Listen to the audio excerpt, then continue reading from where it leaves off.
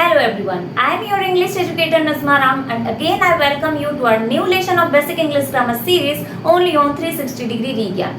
Today we will be covering about the last type of determiners जो कि हैं हमारे interrogative determiners. इंट्रोगेटिव डिटर्मिनर्स क्या है, इसके डेफिनेशन को कैसे बिल्ड करें, वो कौन सारे वर्ड्स हैं जिनको हम ऑल टुगेदर इंट्रोगेटिव डिटर्मिनर्स कहते हैं, इन सारे पॉइंट्स के बारे में आज हम अपने क्लास में जानने वाले हैं. So stay tuned with me till the end of the lesson without skipping any part of this video because each part is going to be very much valuable and informative for you. So let's start with the basic question, what are interrogative determiners. सबसे पहले हम जानेंगे interrogative word का मतलब क्या है. आपने कभी कभी मूवीज में या न्यूज में प्रोग्राम्स में कहते हुए सुना होगा कि किसी को इंट्रोगेशन के लिए बुलाया गया है. दैट मीन्स कि पूछताछ या क्वेश्चनिंग के लिए बुलाया जाता है. तो इंट्रोगेटिव, इंट्रोगेशन, इंट्रोगेट ये सारे जो हैं एक ही वर्ड से रिलेटेड हैं, क्वेश्चन करना या पूछताछ करना. सो इंट्रोगेटिव वर्ड जो है वो क्वेश्चन के लिए यूज होता है. तो ये जो क्वेश्चन करेगा वो किसके बारे में करेगा? Obviously about a noun. क्यों? क्योंकि यहाँ पे हम इंट्रोगेटिव डिटर्मिनर्स पढ़ रहे हैं और डिटर्मिनर्स वो सारे हैं जो for and with noun use होते हैं. सो इसीलिए यहाँ पे हम वो सारे क्वेश्चन वाले वर्ड्स पढ़ेंगे जो कि नाउन के साथ यूज होते हैं और नाउन के लिए यूज होते हैं. सो इस तरह से देखा जाए तो यहाँ पे हमने इंट्रोगेटिव डिटर्मिनर्स का डेफिनेशन क्या बिल्ड किया कि interrogative determiners are words that we use to ask questions about a noun. So ये था हमारा इंट्रोगेटिव डिटर्मिनर्स का डेफिनेशन. अब सेकंड पॉइंट में हम जानेंगे कि वो कौन सारे वर्ड्स हैं जिनको हम इंट्रोगेटिव डिटर्मिनर्स कहते हैं. इंट्रोगेटिव मतलब क्वेश्चन. तो क्वेश्चन वाले जो हमारे वर्ड्स हैं वो दो टाइप के होते हैं, एक WH टाइप और एक yes no टाइप. तो यहाँ पे हम सिर्फ WH टाइप के बारे में पढ़ेंगे. क्यों? क्योंकि हम यहाँ पे डिटर्मिनर्स के बारे में पढ़ रहे हैं और वो डिटर्मिनर्स तभी कहलाएगा जब हम उसके साथ नाउन का यूज करेंगे. तो हम सिर्फ WH वर्ड्स के साथ ही डिटर्मिनर्स का यूज करके उसको इंट्रोगेटिव डिटर्मिनर्स कह सकते हैं. yes no टाइप के जो क्वेश्चन फॉर्म होते हैं वो डिफरेंट पैटर्न फॉलो करते हैं.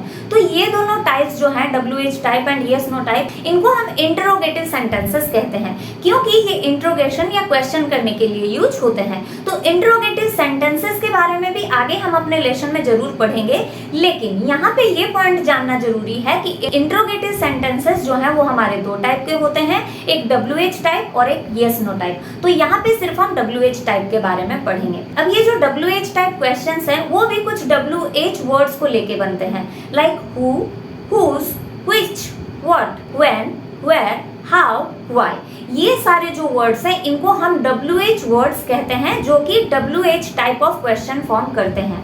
लेकिन आज के पार्ट में हम सिर्फ 3 WH वर्ड्स के बारे में पढ़ेंगे जो कि है what, which and whose. क्यों? क्योंकि इन्हीं तीनों वर्ड्स के साथ हम नाउन का यूज कर सकते हैं और तभी जो है ये इंट्रोगेटिव वर्ड्स हमारे इंट्रोगेटिव डिटर्मिनर्स कहलाएंगे. बाकी जो WH वर्ड्स हैं उनके साथ हम नाउन का यूज नहीं कर सकते एक सेंटेंस फॉर्म करने के लिए. तो इसी वजह से हम which, what and whose सिर्फ और सिर्फ इन तीनों वर्ड्स को ही इंट्रोगेटिव डिटर्मिनर्स कहते हैं. अब आइए इस पार्ट को हम सेंटेंस में एग्जाम्पल के थ्रू समझते हैं. मैंने यहाँ पे 3 WH वर्ड्स को यूज करके 3 सेंटेंसेस लिखे हैं. First sentence, what time is it? Second one, which color is your favorite? Third sentence, whose pen is this? इन तीनों sentences में WH words हैं हमारे what, which and whose. और इनके साथ just after these WH words हमने noun का use किया है जो कि है time, color, पेन. तो what जो है वो टाइम के लिए यूज हुआ है, which कलर के लिए और whose पेन के लिए. सो यहाँ पे ये जो WH वर्ड्स हैं या फिर इंट्रोगेटिव वर्ड्स हैं क्योंकि वो नाउन के साथ यूज हुए हैं इसीलिए हम इनको इंट्रोगेटिव डिटर्मिनर्स कहेंगे. अब इंट्रोगेटिव डिटर्मिनर्स को हम इंट्रोगेटिव एडजेक्टिव्स भी कह सकते हैं. क्यों? इसके बारे में मैंने बहुत ही डिटेल में एक्सप्लेन किया है एक क्लास में जहां पे आप डिटर्मिनर्स वर्सेस एडजेक्टिव्स के बारे में पढ़ सकते हैं. वो सिर्फ 8 मिनट का ही एक वीडियो है जिसको देखने के बाद आप बहुत ही क्लियरली कॉन्सेप्ट को समझ पाएंगे कि डिटर्मिनर्स को हम एडजेक्टिव्स क्यों कहते हैं. सो अगर आपने मेरे उस वीडियो को अब तक नहीं देखा है then you can watch this video on the link given in the I button और इन द डिस्क्रिप्शन बॉक्स. अब ये जो WH वर्ड्स हैं जिनको हमने नाउन के साथ लिखा है उसको हम अभी इंडिपेंडेंटली लिखेंगे. दैट मीन्स कि हम उनको बिना नाउन के लिखेंगे. तो आइए देखते हैं कि तब वो सेंटेंसेस या फिर WH वर्ड्स क्या कहलाते हैं. What time it is, इसको हम लिख सकते हैं What is the time right now. Which color is your favorite, इसको हम लिख सकते हैं Which is your favorite color. Whose pen is this, whose is this pen. तो ये जो मैंने फर्स्ट पार्ट में और सेकंड पार्ट में सेंटेंसेस लिखे हैं, इनमें डिफरेंस क्या है? दोनों ही पार्ट्स के मीनिंग जो है बिल्कुल सेम है। What is the time right now या फिर व्हाट टाइम इट इज, ये दोनों का मीनिंग एक है कि अभी क्या समय हुआ है या फिर अभी कितने बजे हैं। Which is your favorite color या which color is your favorite, इसका भी मीनिंग सेम है कि आपका फेवरेट कलर कौन सा है। थर्ड सेंटेंस में whose pen is this या फिर whose is this pen, इसका भी मीनिंग सेम है कि ये पेन किसका है।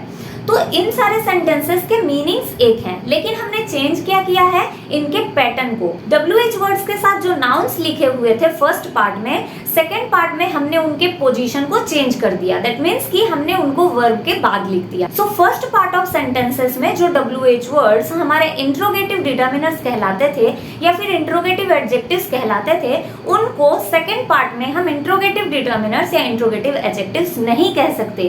क्यों? क्योंकि वो नाउन के साथ और नाउन के लिए यूज नहीं हुए हैं। तो अगर ये इंट्रोगेटिव डिटर्मिनर्स या इंट्रोगेटिव एडजेक्टिव्स नहीं हैं सेकेंड पार्ट वाले सेंटेंसेस, तो फिर हम उनको क्या कहेंगे?